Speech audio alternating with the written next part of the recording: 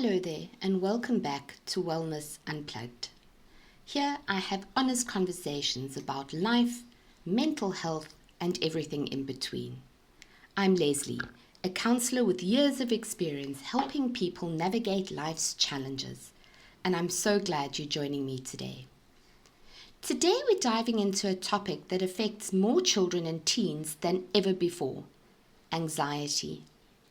Anxiety has always been a part of growing up, but the pressures children face today are significantly different from what they were 20 or 30 years ago. So, what's changed? Why are children experiencing more anxiety now than previous generations? And how can we, as parents and caregivers, support them? Let's get into it. What is anxiety? And why are our children experiencing it more today? Well, anxiety is a normal and even necessary emotion. It helps us respond to danger and prepare for challenges. However, when anxiety becomes persistent and overwhelming, it can interfere with daily life, especially for children who may not have the tools to manage it effectively. In the past, children face different kinds of stress, maybe falling off a bike or forgetting homework, or navigating tricky friendships at school.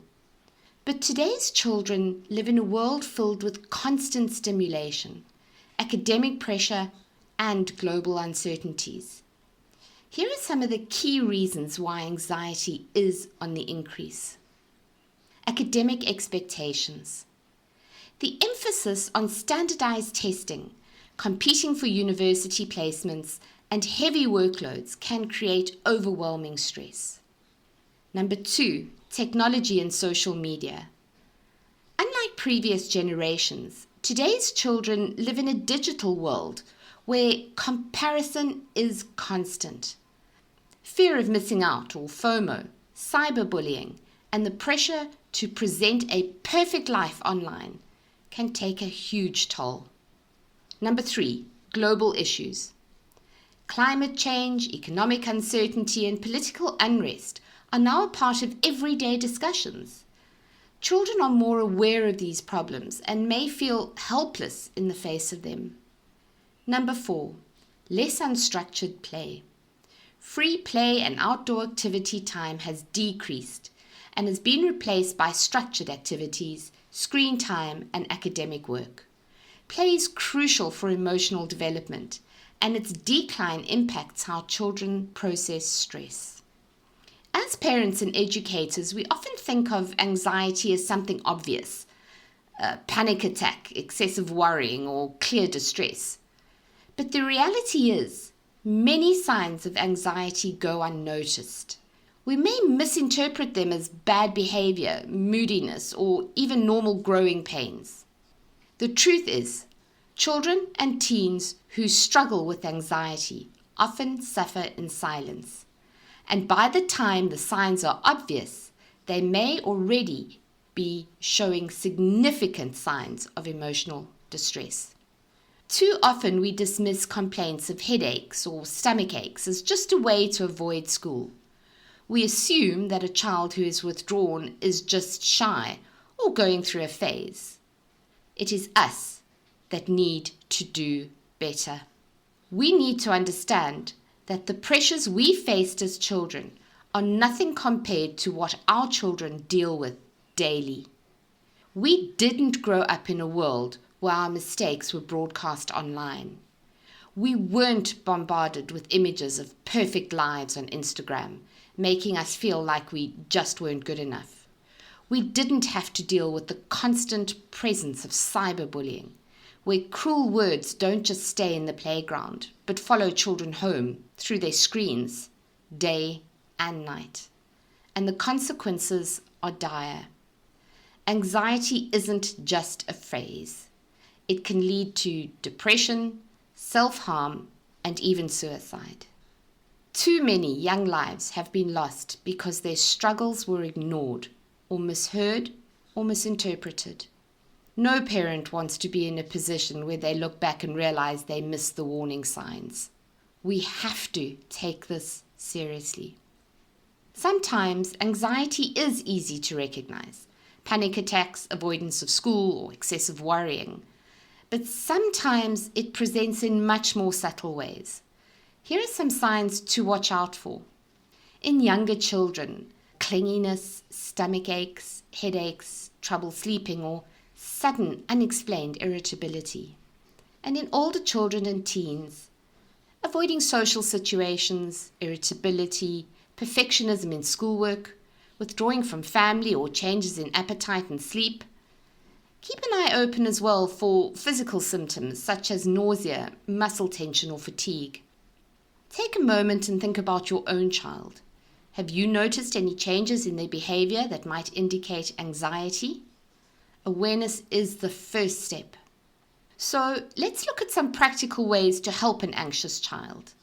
We can open the lines of communication. We can encourage open-ended conversations by asking, what has been on your mind lately, rather than, are you okay? Avoid dismissing their worries with, you'll be fine, or there's nothing to worry about. Instead, validate their feelings and explore solutions together. You could teach your child calming techniques. Deep breathing, inhale for 4 counts, hold for 4, exhale for 6. This signals the nervous system to relax.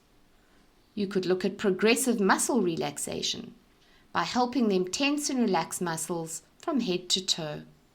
You could look also at mindfulness activities, simple exercises like focusing on their senses. What can you see, hear, feel, smell?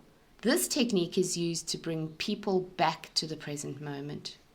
You can create a predictable routine. Regular schedules help children feel secure.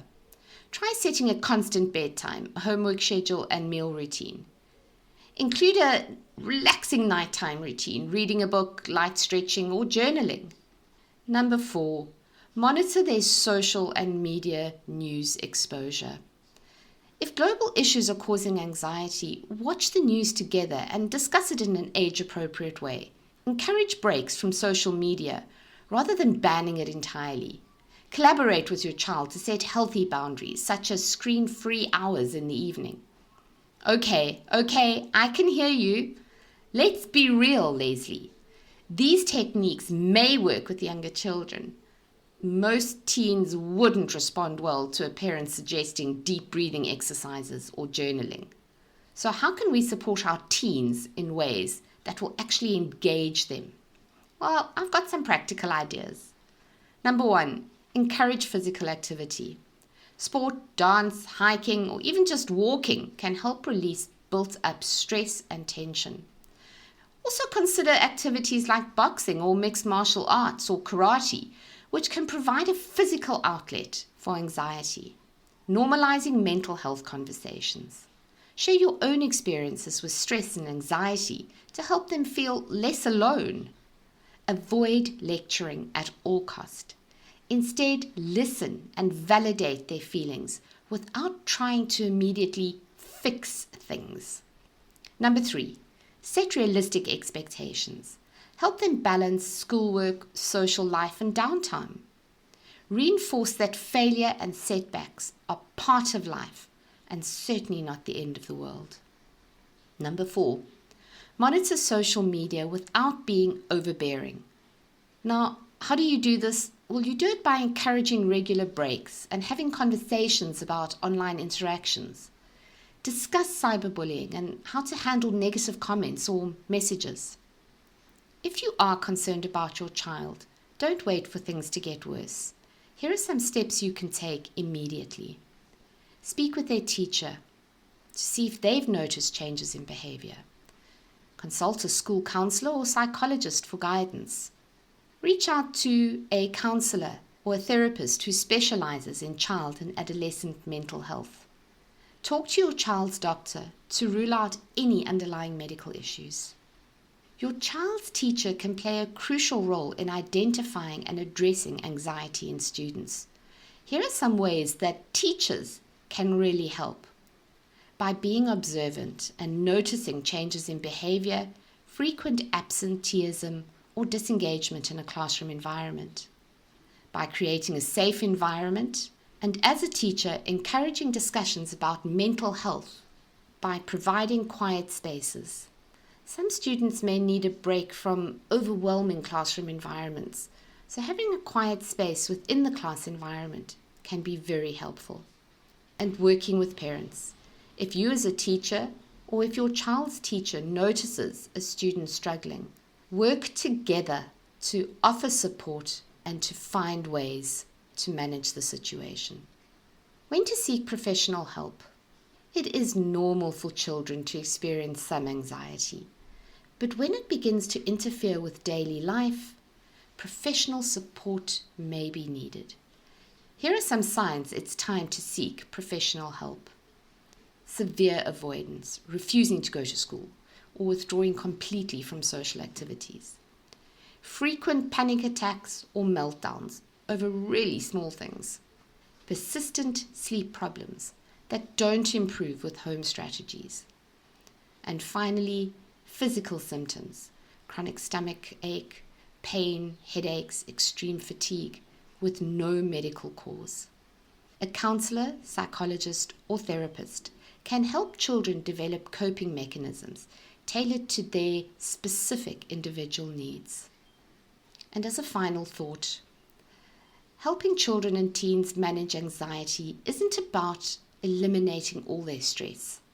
It's about equipping them with the tools they need to handle life's challenges. Remember, small, consistent actions like fostering open communication, modeling calm behavior, and teaching relaxation techniques can make a huge difference over time. If this episode resonated with you, share it with someone who might also benefit from these tips. And as always, I'd love to hear from you.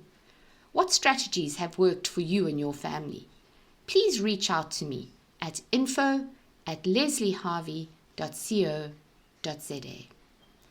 Next week, we're diving into something many of us experience but rarely talk about: the desire to escape from everything. Whether it's the overwhelming responsibility of life, the weight of unspoken expectation, or just the sheer exhaustion of keeping up, there are moments when the thought of simply walking away seems like the only answer. But why do we feel this way? And what does it really mean when we long to escape? Don't miss out on this one if you're one of the many who feel like you're trying to escape. And I'll leave you with this thought. Anxiety is like a wave. You can't stop it from coming, but you can learn to surf. Let's teach our children to surf those waves with strength and resilience. Thank you for joining me. Until next time, unplug, recharge, and remember, your wellness matters more than you think. The radio station you can't live without. This is your radio. This is South Coast Radio.